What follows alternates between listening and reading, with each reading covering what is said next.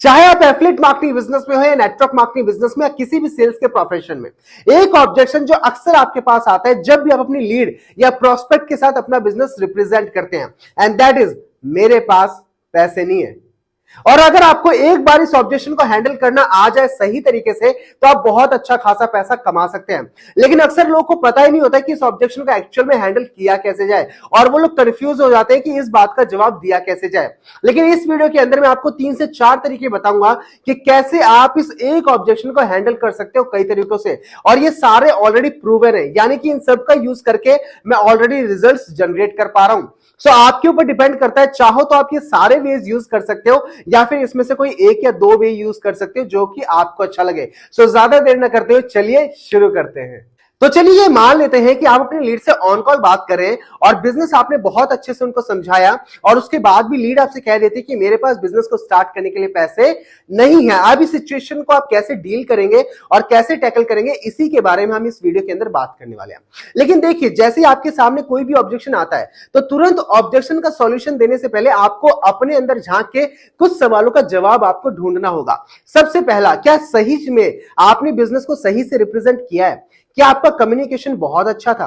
क्या आपने सच में अपने कस्टमर या लीड के जो लाइफ में जो पेन पॉइंट्स है उनको पहचाना और उन प्रॉब्लम्स का सॉल्यूशन आप दे पाए हैं? क्या जो प्रॉब्लम उसकी लाइफ में चल रही है उसका सॉल्यूशन आपका बिजनेस दे सकता है? क्या आपने उनकी बातों को सुना और समझा है सही तरीकों से? अगर ये सारी चीजों के ऊपर आप ध्यान लगाते हो सो ऑब्वियसली बात है कि आपके पास ऑब्जेक्शन आने ही नहीं वाले। ऑब्जेक्शन तभी आते हैं जब कहीं ना कहीं इन चीजों के अंदर कमी होती है। या तो आप रिलेशनशिप या ट्रस्ट बिल्ड नहीं कर पाते हैं, या फिर आप बिजनेस को बहुत अच्छे से डिलीवर नहीं कर पाते हैं, या फिर उनकी लाइफ के पेन पॉइंट्स को आप पकड़ नहीं पाते, प्रॉब्लम्स का सॉल्यूशन दे नहीं पाते हैं। अगर ये सारी चीजों के ऊपर आप ध्यान नहीं लगाते हैं तो आप तभी आपके पास ऑब्जेक्शंस आते हैं। सो मैं ये कहूंगा कि अगर आप एफिलिएट मार्केटिंग, नेटवर्क मार्केटिंग या सेल्स एंड मार्केटिंग इंडस्ट्री के अंदर नए हैं तो सबसे पहले इन चीजों के ऊपर काम करिए। ऑब्जेक्शन हैंडलिंग की वीडियोस बाद में देखिए। लेकिन मैं ये मान के चलता हूं कि आपने ये सारी चीजें कर ली है और उसके बावजूद अगर आपके पास ऑब्जेक्शन आया है तो अब इस ऑब्जेक्शन को कैसे हैंडल किया जा सकता है इसके बारे में बात करते हैं। मान लेते हैं हमारी एक लीड है जिससे मैं ऑन कॉल बात कर रहा हूं और उस लीड का नाम है सुरेश। तो सुरेश को मैंने बिजनेस बहुत अच्छे से समझाया, सारी चीजें मैंने उसको समझा दिया है, लेकिन सुरेश एट द एंड कहता है कि सुनील भाई, मैं आपके साथ बिजनेस स्टार्ट तो करना चाहता हूं लेकिन मेरे पास पैसा नहीं है।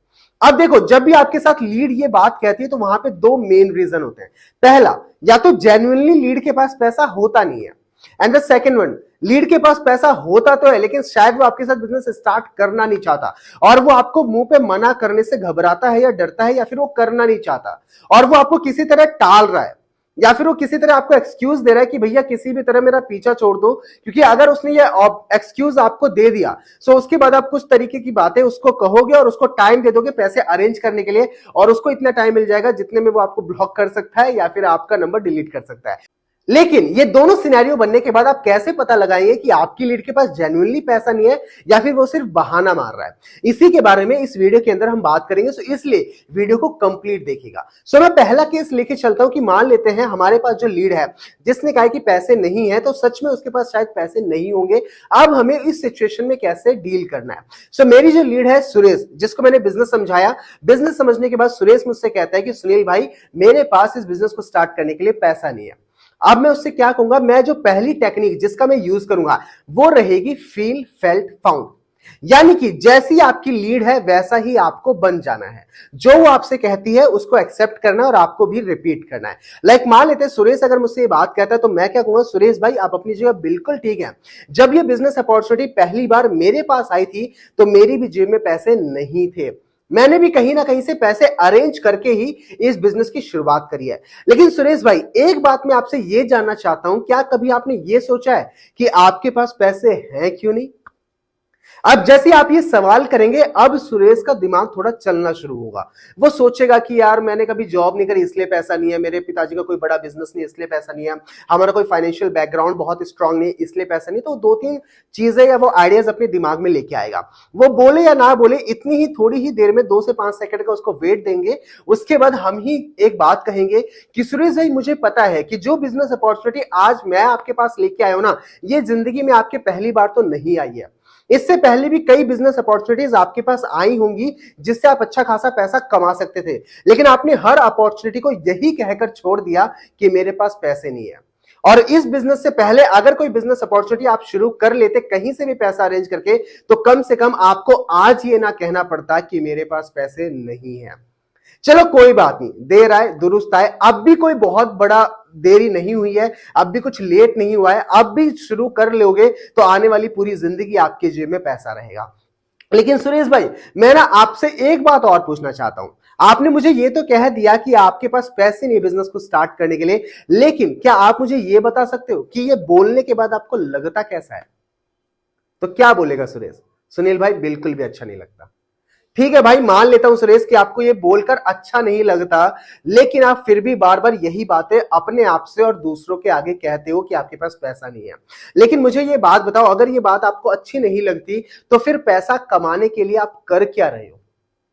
अब क्या होगा? अब सुरेश का थोड़ा दिमाग चलना शुरू होगा। वो सोचने लगेगा कि हाँ यार, मैं खुद पैसा कमाना चाहता हूं और फिर भी मैं सबके आगे क्या रोना रोता हूं कि मेरे पास पैसे नहीं है। मैं मानता हूं सुरेश भाई कि आपके पास पैसे नहीं होंगे और पैसे नहीं है, इसलिए तो इस बिजनेस को शुरू करना आपके लिए सबसे ज्यादा जरूरी है, ताकि आने वाली पूरी जिंदगी आपकी जेब में पैसे रहे।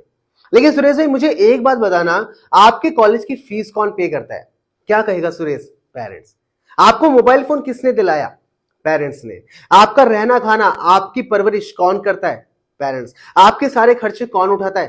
पेरेंट्स। आपको कपड़े कौन दिलाता है? पेरेंट्स। यानी कि आज भी आपकी हर छोटी छोटी जरूरतों के लिए आप अपने पेरेंट्स के ऊपर डिपेंड है। राइट? क्या कहेगा सुरेश? राइट। अच्छा, मुझे एक बात बताएं, जब आप रोज सुबह उठकर अपनी छोटी छोटी जरूरतों के लिए, जैसे कॉलेज के किराए के लिए, अपने मोबाइल के रिचार्ज के लिए, जब आप अपने माता पिता से पैसा मांगते हैं तो आपको कैसा लगता है?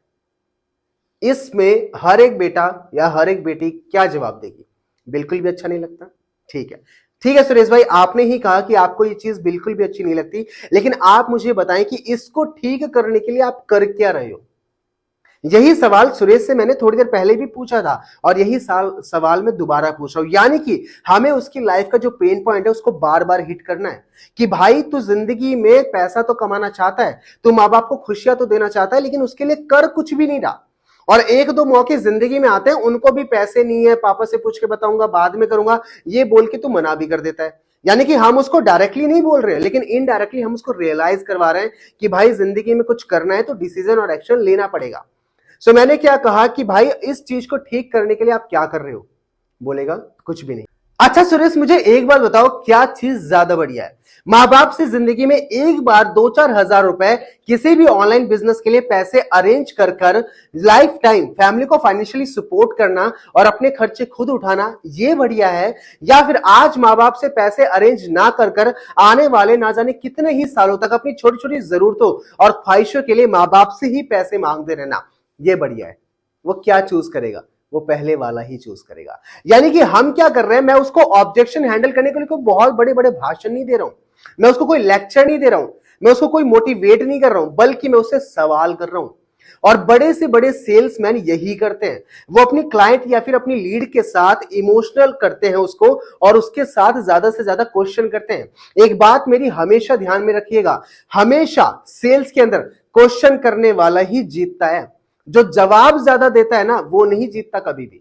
तो जब भी आप अपनी लीड से बात करो, कोई भी वो ऑब्जेक्शन आपको दे, तो कोशिश करो आप ज्यादा से ज्यादा सवाल करो, और आपका ना फोकस सिर्फ इस चीज के ऊपर होना चाहिए कि उसको पैसा क्यों अरेंज करना है, पैसा कैसे अरेंज करना है, वो आपको बताने की जरूरत नहीं है। आपको ये नहीं बताना कि 500 दोस्त से मांग लो, 1000 रुपए पॉकेट मनी का इस्तेमाल कर लो, 2000 मम्मी से मांग लो, 4000 वहां से मांग लो, ये वो वैसे भी तो बता सकते हो एट द एंड, अगर वो आपसे पूछे तो। अदरवाइज जरूरत नहीं है। उसको सिर्फ इतना बताओ कि पैसा अरेंज करना क्यों जरूरी है। आज से पहले भी उसने छोटी छोटी जरूरतों के लिए पैसा अरेंज किया होगा, कई जगह उसने पार्टी वगैरह करी होगी, तो माँ बाप से बिना पूछे उसने कहीं ना कहीं से पैसे अरेंज किए थे, तभी किया था।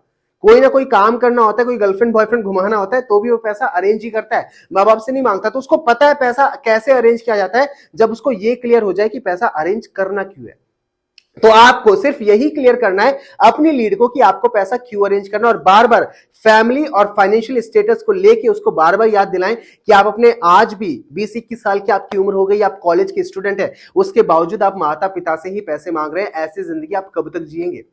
राइट। और जब ये सारे सवाल और जवाब हो जाते हैं और वो उसको थोड़ा सा आपने इमोशनल कर दिया या फिर उसको थोड़ा पेन पॉइंट आपने ट्रिगर कर दिया, और यहीं पे जब मैंने उससे सवाल किया कि कौन सी चीज ज्यादा बढ़िया है, तो वो पहले वाले को ही चुनेगा। ठीक है। और फिर से चाहो तो फिर से आप एक बार ये सवाल दोबारा पूछ सकते हो कि भाई आप ही कह रहे हो कि माता पिता से आप पैसा नहीं मांगना चाहते, आप ही कह रहे हो कि आप माता पिता की फाइनेंशियली हेल्प करना चाहते हो, लेकिन मुझे फिलहाल ये बताओ कि आप कर क्या रहे हो। और आप ही ने कहा कि आप कुछ भी नहीं कर रहे हो, और आज आपके पास एक मौका आया है जो आपकी आने वाली पूरी जिंदगी को बदल सकता है, जो आने वाली पूरी जिंदगी आपके माता पिता को सारी खुशियां दे सकता है जो आपसे उम्मीद करते हैं।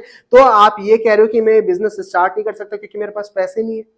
आपने स्कूल कॉलेज में भी तो लाखों रुपए लगाए हैं ना, वहां पे क्यों लगाए हैं, पेरेंट्स से पैसे क्यों लगवाए हैं आपने, किस बेस पे। एक उम्मीद है ना कि अगर मैं 10 से 15 लाख अपनी एजुकेशन पे लगा लेता हूं, मैं 12-15 साल की पढ़ाई कर लेता हूं, डिग्री हासिल कर लेता हूं, तो मैं 15, 20, 30, 40, 50 हजार की एक नौकरी हासिल कर लूंगा और अपने माता पिता को पैसा देना शुरू करूंगा और अपनी लाइफ में सेटल हो जाऊंगा।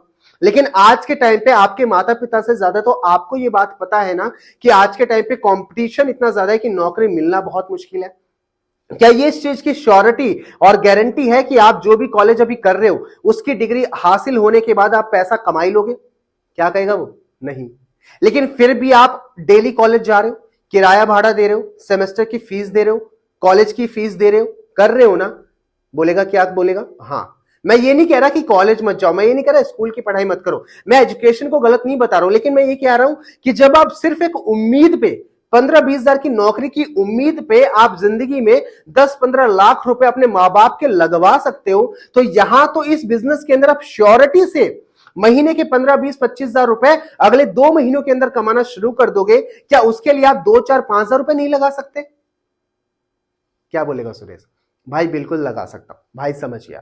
तो अब आप सुरेश मुझे ये बताओ कि जो जिंदगी आप अभी जी रहे हो, क्या इसी जिंदगी को आपको आगे भी कंटिन्यू रखना है या फिर आने वाली जिंदगी को पहले से बेहतर बनाना है?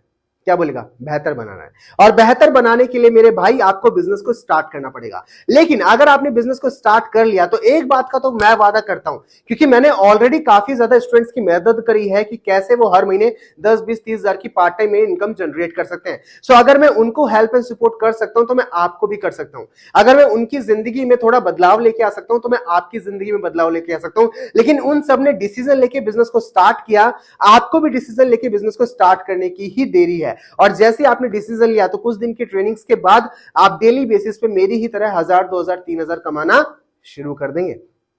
सो इस तरीके से आप अपनी पिच को कंटिन्यू कर या फिर कंप्लीट कर सकते हैं। और इस तक अब तक सुरेश को सारी बातें समझ में आ चुकी होंगी, और एट द एंड आप फिर से उसी सुरेश से सवाल कर सकते हो कि अब आप मुझे बताओ कि आप क्या चाहते हो, या फिर आपके मन में क्या विचार चल रहे हैं, या फिर आप क्या करोगे। क्या आप सच में बिजनेस करने के लिए पैसे अरेंज करेंगे, या फिर इस बिजनेस को बाकी बिजनेस अपॉर्चुनिटीज की तरह पैसे नहीं है बोल के ठुकरा देंगे और कल परसों और आने वाले ना जाने कितने ही महीनों और सालों तक माँ बाप के ऊपर ही डिपेंड रहेंगे और उनसे ही पैसा मांगते रहेंगे? तो अब सुरेश क्या कहेगा? भाई मैं सारी चीज समझ गया, कहीं ना कहीं अब वो सारी चीज आपकी समझ भी गया होगा और अब आपको वो एग्जैक्टली बता भी देगा कि वो कितना टाइम लेगा बिजनेस को स्टार्ट करने के लिए, या फिर वो कब से स्टार्ट करेगा एंड ऑल। राइट। तो होगा क्या, यानी कि कुछ तरीके मैंने आपको बताए, कुछ सवाल मैंने आपको बताए। मैंने क्या किया कि उसको भाषण देने की बजाय, मोटिवेट करने की बजाय ज्यादा से ज्यादा सवाल करें, और जब वो इमोशनल हो गया, जब उसका पेन पॉइंट बार बार उसके बाहर सामने मैं लेके आया, उसके बाद मैंने 1 से 1.5 मिनट या 2 मिनट अपनी लाइंस को उसके आगे रिप्रेजेंट किया। फिर मैंने उसको आखिरी में मोटिवेट किया, और मोटिवेट करने के साथ साथ मैंने उसको एक श्योरिटी दिलाई कि मेरे साथ शुरू करने पे आप इनकम करोगे, आप पैसा कमाओगे, बस आपको भरोसा दिलाने की जरूरत है सामने वाले को, सामने वाला आपके साथ बिजनेस को स्टार्ट कर लेगा। अब जैसे आप ये सारी बातें बोलते हैं उसके बाद सुरेश आपसे क्या कहेगा? ठीक है भाई मैं बिजनेस को स्टार्ट कर लूंगा, करना भी चाहता हूं आपके साथ, लेकिन मुझे थोड़ा सा टाइम दीजिए क्योंकि मेरे पास अभी पैसे नहीं है, और पैसे अरेंज करने के लिए मुझे 1 दिन, 2 दिन, 4 दिन, 5 दिन, 1 हफ्ता, 10 दिन, वो कितना भी टाइम मांग सकता है। लेकिन अगर हमने ज्यादा टाइम दिया तो अभी तो वो फ्लो है, कहते ना अभी तो लोहा गर्म है, अभी हथौड़ा मार दिया तो सही है, नहीं तो बाद में ठंडा पड़ जाएगा। तो सीधी सी बात है, अभी तो मोटिवेशन है, अभी तो उसके पेन पॉइंट्स बाहर लेके आ रहे हैं, तो अगर अभी वो अरेंज कर लेगा तो बहुत बढ़िया, अगर हमने उसको ज्यादा टाइम दे दिया तो फिर ये बातें हवा हो जाएंगी। सो अब आप क्या कर सकते हो? अब आप थोड़ी अर्जेंसी बिल्ड कर सकते हो। आपकी कंपनीज के अंदर जो भी ऑफर चल रहे हैं, आप उन ऑफर्स को उसको बता सकते हो कि अभी तो 100% डिस्काउंट ऑफर भी चल रहा है, अगर अभी शुरू कर लिया तो आपका कैशबैक के अंदर भी नाम आ सकता है, या फिर अभी एमआरपी से 30 to 40% का डिस्काउंट ऑफर चल रहा है, अगर आज शुरू किया तो आपको ये बेनिफिट मिल जाएगा, कल या उसके बाद किया तो आपको एमआरपी पे शुरू करना पड़ेगा। मेरी पर्सनल मेंटरशिप आपको तभी मिल पाएगी जब आप आज स्टार्ट करोगे, अगर कल या उसके बाद किया तो वो नहीं मिल पाएगा। साथ ही साथ मैं आपको कंपनी से बात करके बिगिनर ट्रेनिंग सीरीज भी प्रोवाइड करूंगा। अगले 10 दिन की मैं कंप्लीट ट्रेनिंग प्रोवाइड करूंगा, एक रोड मैप दिलाऊंगा आपको कि कैसे आप भी पहले महीने से 20 से 30 हजार कमा सकते हो। लेकिन ये सारी चीजें तभी होंगी जब आप बिजनेस की आज शुरुआत करेंगे। अगर कल या उसके बाद किया तो मैं उतनी मदद आपकी नहीं कर पाऊंगा जितनी मैं आज कर सकता हूं। तो इस तरीके से आप थोड़ी सी अर्जेंसी भी बिल्ड कर सकते हो, लेकिन कभी भी ये जब अर्जेंसी बिल्ड करो तो अभी के लिए मत करो, आज के लिए करो। फर्क होता है दोनों में। अगर आप ये कहोगे ना अभी स्टार्ट करोगे तो ही मैं करूंगा, अभी स्टार्ट करोगे तो ही मिलेगा, तो पर्सन को भी लगेगा जब इसको पता है मेरे पास पैसे नहीं है, मैंने बता दिया, फिर भी ये बार बार अभी अभी अभी के ऊपर क्यों फोकस कर रहा है, तो कहीं ना कहीं शायद इसका कोई मतलब है, इसका कोई फायदा है। लेकिन वहीं पे जब आप आज कह देते हो ना तो थोड़ा पर्सन भी हल्का हो जाता है कि हाँ यार कम से कम ये बंदा मुझे थोड़ा टाइम तो दे रहा है। और टाइम तो देखो वो लेगा भी, क्योंकि उसने कह दिया पैसे नहीं है तो अभी तो वो तुरंत कहां से दे देगा।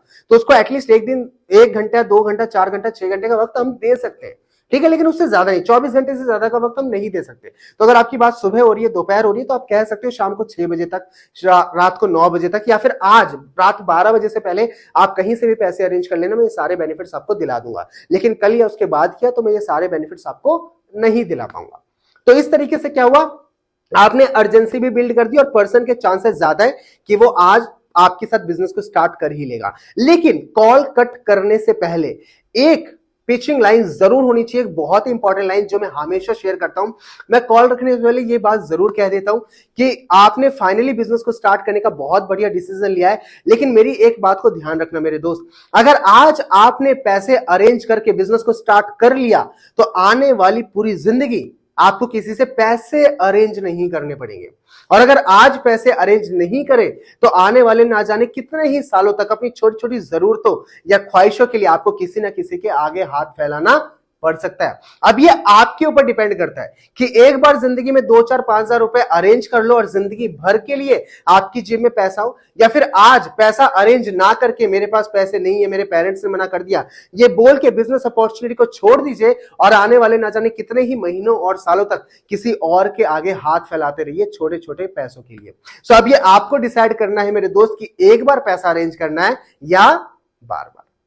अब जैसे ही आप ये बात बोलते हैं बंदे को थोड़ा और क्लियर हो जाता है और उसको समझ में आ जाता है कि हाँ यार एक बार अरेंज करके जिंदगी भर कमाया जा सकता है। और इसके साथ आप कॉल कट भी कर सकते हो, या फिर आप उसको चाहो तो ऑन कॉल डिलीवर कर सकते हो कॉल, या फिर जैसे भी आप चाहते हो आप अर्जेंसी वगैरह बिल्ड करके अगर वो तुरंत ही मान जाता है तो बहुत ही अच्छी बात है। अदरवाइज आप उसको एक पर्टिकुलर टाइम दे सकते हो कि आप शाम को 6 बजे से पहले कर लेना, उसको एक फिक्स टाइम जरूर देना कि शाम को 9 बजे से पहले, 6 बजे से पहले, 4 बजे से पहले, 8 बजे से पहले, है ना। जब भी आप ये देते हो तो उसको माइंड में एक डेडलाइन हो जाता है कि यार अगले 4 घंटे बचे, 4 बज गए, 8 बजे से पहले पेमेंट करना, 4 घंटे बजे, 4 घंटे के अंदर मुझे 4000 अरेंज करने हैं, वो तो लग जाएगा तुरंत काम पे। आपने कह दिया कि आज कर लेना कभी भी, तो फिर वो उसके मन में फिर कभी भी होता है तो कभी भी काम नहीं होता है। तो एक फिक्स डेडलाइन उसके माइंड में जरूर आपको डाल देनी है।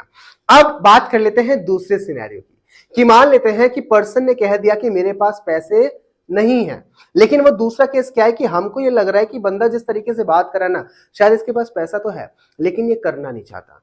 और ये सारे बात और जवाब तो आप उस केस में भी करोगे, ठीक है, जैसे मैंने सुरेश से सारी बातें करी हैं तो दोनों ही केसेस में आप ये सारी बातें करोगे भी। लेकिन अगर एट द एंड सुरेश मुझसे यही बात कहता है कि सुनील भाई मैं पैसा अरेंज तो कर लूंगा लेकिन मुझे पक्का नहीं पता मैं कर पाऊंगा या नहीं कर पाऊंगा, मुझे पक्का नहीं पता मैं बिजनेस स्टार्ट कर पाऊंगा या नहीं कर पाऊंगा। देखो जिसको करना होता है ना, इतने सवाल जवाब होने के बाद और इतना मोटिवेशन और इतनी बात तो होने के बाद वो क्लियर कट कर देता है कि हाँ भाई मुझे करना या नहीं करना, ठीक है। लेकिन अगर आपको क्लियर करेगा या नहीं करेगा उसका एक तोड़ बताता हूं आपको।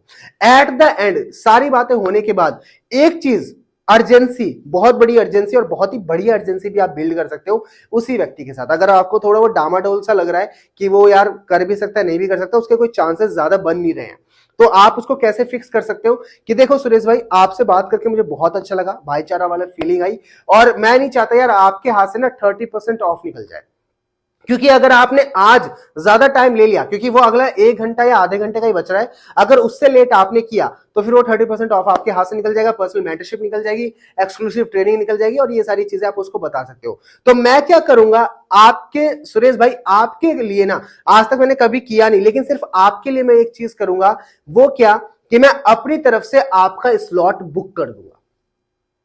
क्या कहना है आपको कि मैं अपनी तरफ से आपका स्लॉट बुक कर देता हूं, 1000, 3000, 5000, 7000, 8000, 10000, जितने का भी आपकी कंपनी में रजिस्ट्रेशन होता है, आप कह सकते हो कि भाई देखो आपने मुझे फाइनल कर दिया कि आप बिजनेस को स्टार्ट करोगे, राइट? बोलेगा राइट। आपने मुझे फाइनल कर दिया कि आप आज किसी भी हाल में पेमेंट कर दोगे, राइट? राइट। लेकिन भाई कंपनी तो नहीं मानेगी ना आपकी बात, कंपनी को तो तुरंत पेमेंट चाहिए तो ही वो आपको डिस्काउंट दे पाएगी। तो मैं क्या करूंगा, मेरे भाई का नुकसान ना हो इसलिए मैं आपका रजिस्ट्रेशन अपनी तरफ से यहां से डन कर देता हूं। लेकिन मेरे भाई अगर मैंने एक बार रजिस्ट्रेशन डन कर दिया, उसके बाद आपके पास पेमेंट के लिए मना करने का कोई चांस नहीं रह जाता। ये मैं आपको बिल्कुल क्लियर कर रहा हूं। अगर कोई डाउट है, कोई क्वेश्चन है, कोई सवाल है, कुछ समझ में नहीं आया या कुछ बात आपके मन में चल रही तो अभी भी क्लियर कर दो, क्योंकि अगर मैंने एक बार अपनी तरफ से आपका स्लॉट बुक कर दिया, फिर किसी भी कंडीशन में आपको पेमेंट करनी ही पड़ेगी। आपको लिए बस इतनी हिदायत है कि आपका रजिस्ट्रेशन मैं अभी करूंगा और अगले 4, 6, 8 घंटों तक भी आप मुझे पेमेंट दे सकते हो। जैसे आप ये बात कहोगे ना, बंदा आपको ऑन द फेस क्लियर कर देगा कि भाई मेरा रजिस्ट्रेशन ठीक है, आप कर दो, मैं पेमेंट पक्का कर दूंगा। या फिर भैया आप मेरा रजिस्ट्रेशन मत करो, मेरे को सोच लेने दो, मेरे को देख लेने दो, मैं अरेंज कर लेता हूं, मैं फिर करूंगा। इसमें पता लग जाता है बंदे को पूरा कॉन्फिडेंस नहीं है, वो पूरी तरीके से कन्विंस हो नहीं पाया। क्योंकि अगर वो कन्विंस हो पाता और उसको पक्का होता ना कि वो पेमेंट कर ही लेगा अरेंज, तो आपको कभी भी स्लॉट बुक करने से मना ही नहीं करता। और अगर वो बंदा कह भी देता कि ठीक है आप स्लॉट बुक कर दो, तो आपको फिर क्या करना है, आपको पता है, अपने एफिलिएट लिंक पे आप क्लिक कर सकते हो, नेम, ईमेल, मोबाइल नंबर वगैरह सारे डिटेल फिल कर सकते हो, पासवर्ड क्रिएट कर सकते हो और प्रोसीड टू पे में जा सकते हो, लेकिन पेमेंट नहीं करना। वहां से बैक आ जाओ, उसका स्क्रीनशॉट ले लो और उसको डिटेल शेयर कर सकते हो कि हाँ मैंने स्लॉट आपका बुक कर दिया है। तो इस तरीके से वो बंदा विश्वास भी कर लेता है, आपकी जेब से पैसा भी खर्च नहीं होता और आपकी सेल्स और क्लोजिंग के चांसेस 95% ज्यादा इंक्रीज हो जाते हैं। और अगर बंदा कह देता है कि भाई स्लॉट मेरा बुक मत करो, तो समझ जाना अभी वो पर्सन शायद आपके साथ करना नहीं चाहता। अब ज्यादा प्रेशर मत करो, आपने सारे सवाल जवाब कर लिए, मोटिवेट कर लिया, कन्विंस करने की कोशिश कर ली, अर्जेंसी दे दी, सारा कुछ कर लिया ना, अब ज्यादा प्रेशर मत करो, शायद वो आपके लिए बना ही नहीं है। अब आप उसको कह सकते हो ठीक है भाई आपकी चॉइस है, मैं आपको टाइम दे रहा हूं, जितनी जल्दी आप पेमेंट आज अरेंज कर लोगे उतनी जल्दी ही मैं आपका बिजनेस स्टार्ट करवा के हमारी और आपकी इनकम शुरू करवाता हूं। तो इस तरीके से फिर आप बंदे को खाली हाथ छोड़ सकते हैं। तो ये सिनेरियोज और तरीके थे जो मैंने आपके साथ शेयर करे। आई होप आपको इससे बहुत हेल्प मिली होगी और आपको पता चल गया होगा कि जब भी कोई ऑब्जेक्शन आपके सामने आता है, जैसे पैसे नहीं है, तो आपको उसके साथ कैसे डील करना है। सो अगर आप इस सेल्स एंड मार्केटिंग इंडस्ट्री के अंदर नए हैं, I just wish you very all the best for your future and career. आप जिंदगी में बहुत कामयाबी हासिल करें, बहुत तरक्की हासिल करें। और अगर आप मेरे चैनल पे नए हैं तो प्लीज चैनल को सब्सक्राइब जरूर कर लीजिएगा, वीडियो को लाइक जरूर कर दीजिएगा और एक इंपॉर्टेंट कमेंट जरूर करिएगा कि अगला वीडियो आप कौन से ऑब्जेक्शन पे चाहते हैं या फिर मेरे द्वारा कौन सा वीडियो आप चाहते हैं, ताकि आप बिजनेस में आपको और ग्रोथ मिल सके।